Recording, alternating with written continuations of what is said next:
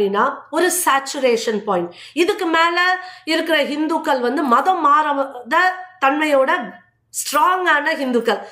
நீங்க என்னதான் பண்ணுங்க, நாங்க ஹிந்துவா தான் இருப்போம், நாங்க மதம் மாற மாட்டோம்னு சொல்ற ஸ்ட்ராங்கான ஹிந்துக்கள். கொஞ்சம் வீக்கா இருக்கவங்க மதம் மாறி போயிடுவாங்க.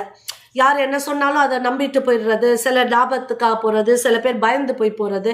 அப்போ இப்போ இருக்கிற ஹிந்துக்கள் கேரளால ஸ்ட்ராங்கான ஹிந்துக்கள், இவங்கள இன்னும் மதம் மாற்ற முடியல இந்த இஸ்லாமியர்களால, கிறிஸ்துவர்களாலையும். அப்போ இந்த இஸ்லாம் கிறிஸ்துவம் ரெண்டுமே இருக்கப்போ இஸ்லாம் கிறிஸ்துவர்களோட வே ஆஃப் இவாஞ்சலிக்கல் வந்து கொஞ்சம் சாஃப்ட் கோயிங்கா இருக்கு இஸ்லாமிய மத மாற்றத்தை காட்டலும். ஏன்னா அங்க வந்து கொஞ்சம் வன்முறையோட தான் மத மாற்றம்லாம் ஏற்படும்.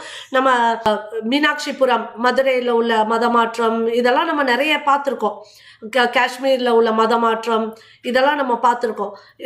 அது எல்லாமே வந்து வன்முறையில்